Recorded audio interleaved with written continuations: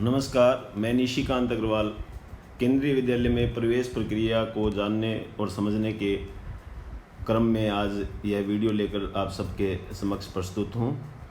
केंद्रीय विद्यालय में कक्षा 1 में प्रवेश प्रक्रिया 27 मार्च 2023 से प्रारंभ होगी। इसी प्रवेश प्रक्रिया को विस्तार से समझने के लिए ये वीडियो बनाया गया है। इस वीडियो में हम वेबसाइट, गाइडलाइंस, रजिस्ट्रेशन और आवेदन की पूरी प्रक्रिया को समझने का प्रयास करेंगे। सबसे पहले आप गूगल में टाइप करें KVS ऑनलाइन एडमिशन .kvs.gov.in। जैसे ही यह एड्रेस हम लोग गूगल में टाइप करेंगे, हमें इस प्रकार की एक इमेज दिखाई देगी। यह केंद्रीय विद्यालय संगठन की ऑनलाइन एडमिशन की एक्सक्लूसिव वेबसाइट है। यह पोर्टल अभी टेस्टिंग पोर्टल है। यह 27 मार्च से फुली ऑपरेशनल होगा। जब भी हम लोग केंद्रीय विद्यालय में कक्षा 1 में एडमिशन के लिए रजिस्ट्रेशन करेंगे, हमें ये 6 डॉक्यूमेंट्स तैयार रखने चाहिए। पहला, हमारे पास एक वैलिड मोबाइल नंबर होना चाहिए। दूसरा, हमारे पास एक वैलिड ईमेल एड्रेस होना चाहिए। तीसरा, जिस बच्चे का एडमिशन की प्रक्रिया हम लोग पूरी करना चाहते हैं, उस बच्चे की एक डिजिटल फ़ोटोग्राफ अथवा उसकी एक फ़ोटोग्राफ स्कैन की हुई हमारे पास होनी चाहिए। वो JPG फॉर्मेट में होनी चाहिए, जिसका साइज़ 256 KB से कम या उसके बराबर हो। एक बच्चे का बर्थ सर्टिफिकेट भी JPG या PDF फाइल में तैयार होना चाहिए। और गवर्नमेंट सर्टिफिकेट जिस इकोनॉमिक वीकर सेक्शन में यदि हम अप्लाई कर रहे हैं, वो भी तैयार होना चाहिए। और पेरेंट या ग्रैंड पेरेंट की ट्रांसफ़र डिटेल भी हमारे पास तैयार होनी चाहिए।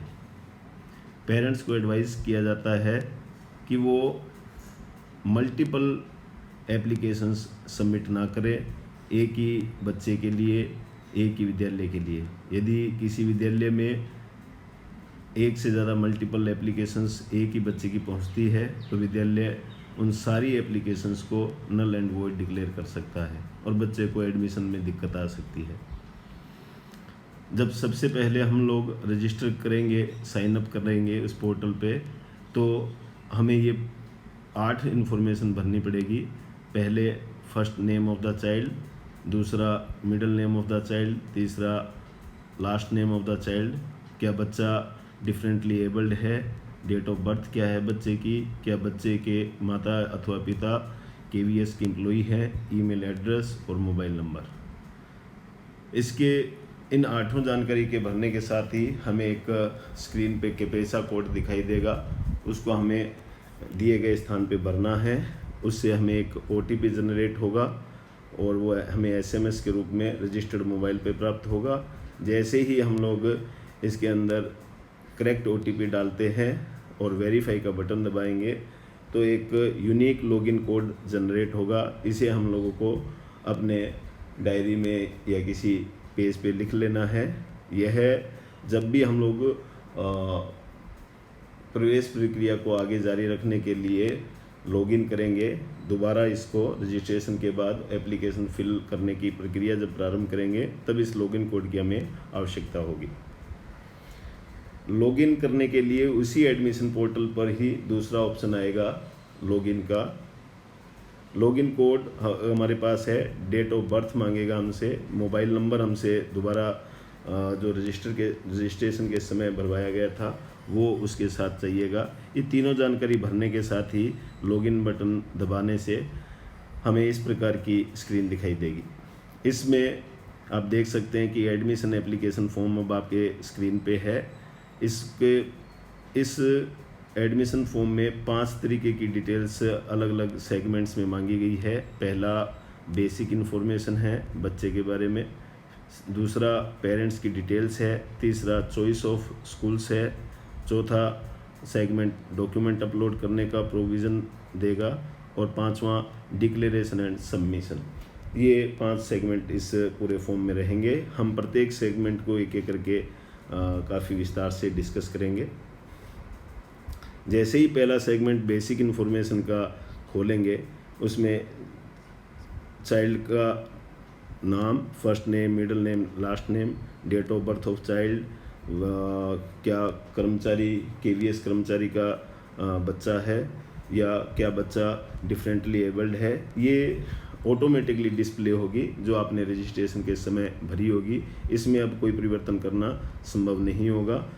लेकिन कॉलम नंबर 7 से आगे के जो कॉलम्स है, इसमें बेसिक जानकारी हमें भरनी होगी। क्या बच्चा डिफरेंटली एबल्ड है तो उसकी कैटेगरी को भरना पड़ेगा, बच्चे का जेंडर हमें भरना पड़ेगा, और इसके साथ ही क्या आप सिंगल गर्ल चाइल्ड कैटेगरी में बच्चे के एडमिशन के लिए अप्लाई कर रहे हैं, यह जानकारी आपको भरनी पड़ेगी। इसके अलावा यदि सिंगल गर्ल चाइल्ड कैटेगरी है को यस करेंगे तभी उसमें ट्विन या ट्रिपलेट गर्ल सिबलिंग का भी ऑप्शन वो आपसे पूछेंगे। ये उसी में हमें यस और नो अप्रोप्रिएट आंसर भरना है। फैमिली इनकम ग्रुप, यदि हम लोग किसी वीकर सेक्शन से बिलोंग नहीं करते तो सबसे पहले जो ऑप्शन आएगा do not belong to low income group, उसको क्लिक करना है। यदि इकोनॉमिकली वीकर सेक्शन से संबंधित है और हमारे पास पर्याप्त इसके संबंध में साक्ष्य और डॉक्यूमेंट्स उपलब्ध हैं तो हमें इकोनॉमिकली वीकर सेक्शन अथवा बीपीएल का ऑप्शन सेलेक्ट करना है। कास्ट कैटेगरी में हमें बहुत ही सावधानीपूर्वक ड्रॉप डाउन मेनू की मदद से जनरल, एससी, एसटी, ओबीसी में भी फिर 2 ऑप्शंस आएंगे, creamy layer, OBC non creamy layer, ये हमें सावधानी से भरना है। बच्चे का ब्लड ग्रुप अगला कॉलम है।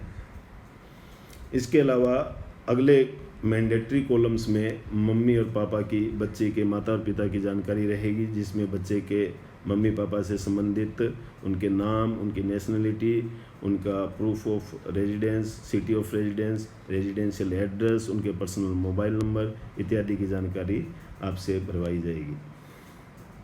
ये सेगमेंट पूरा होने के बाद अगले सेगमेंट में जाएंगे पेरेंट्स डिटेल के बाद। ये तीसरा सेगमेंट है चॉइस ऑफ स्कूल्स। ये बहुत इंपॉर्टेंट सेगमेंट है।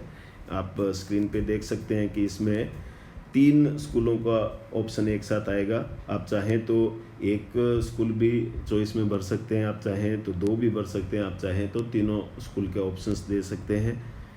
इसमें सेलेक्ट विद्यालय 1 के नाम से जो ऑप्शन है वो ज़रूरी नहीं है कि वो कोई प्रीफ्रेंस है, क्योंकि अलग अलग स्कूल के लिए आपका इंडिपेंडेंटली फॉर्म कंसीडर किया जाएगा। इसलिए ये कोई मैटर नहीं करेगा कि आपने चॉइस नंबर 1 में कौन सा भरा है, चॉइस नंबर 2 में कौन सा भरा है, लेकिन आपको ये जानकारी भरनी होगी। इसके भरने के संबंध में मैं कुछ चीज़ें और शेयर करता हूँ आपसे।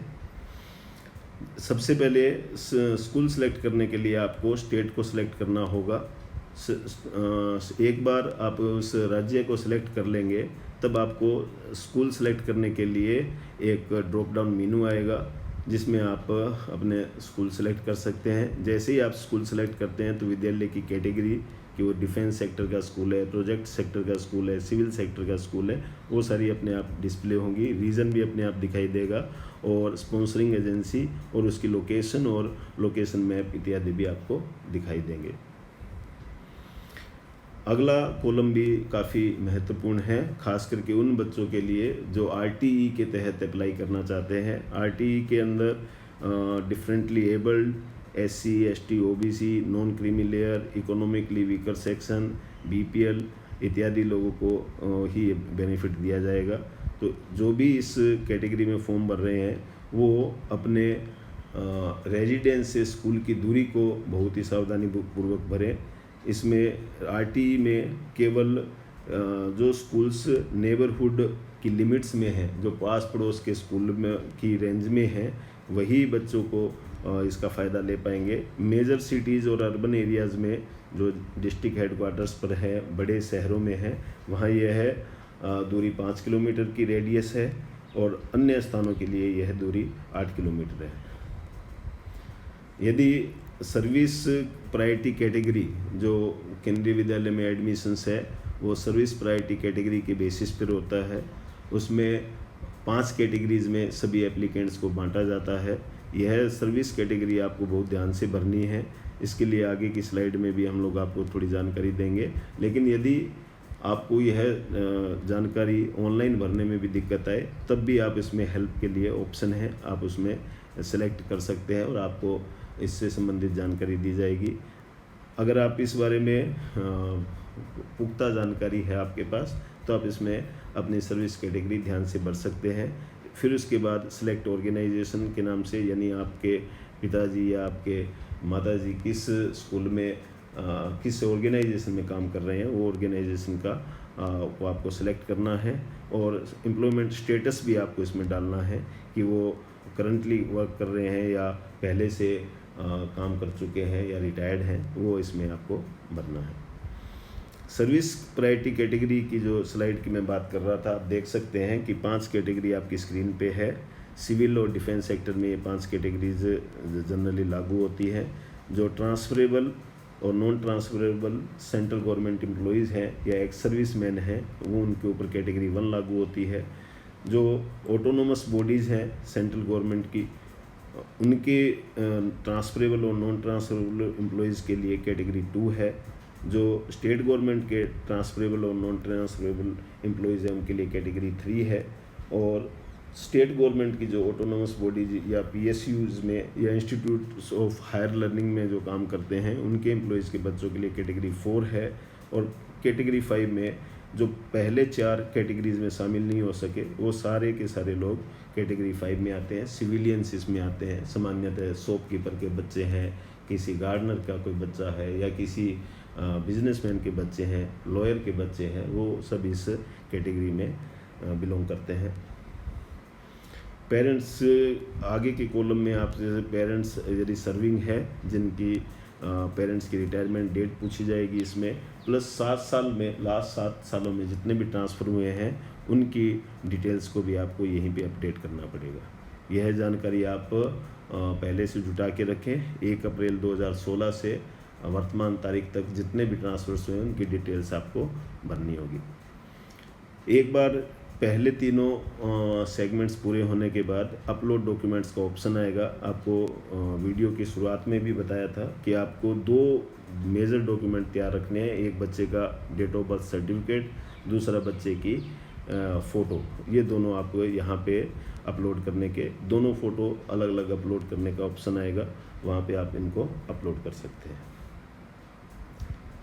सबमिशन ऑफ फॉर्म, जब एक बार ये चारों सेगमेंट सक्सेसफुली कंप्लीट हो जाएंगे तब आप इसमें फॉर्म सबमिशन का ऑप्शन आएगा। आपको बहुत ही केयरफुली ये अंडरटेकिंग को पढ़ना है और क्लिक करना है।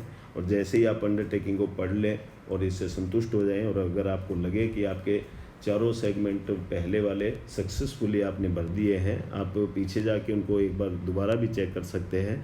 और एक बार आप जब चारों सेगमेंट भरने के बाद पूर्ण रूपेण संतुष्ट हैं तब आप इसमें क्लिक का बटन दबा के फॉर्म को सबमिट कर सकते हैं। धन्यवाद। अन्य किसी जानकारी के लिए हम लोग आपसे जुड़े रहेंगे। एक बार पुनः आप सभी का हार्दिक आभार।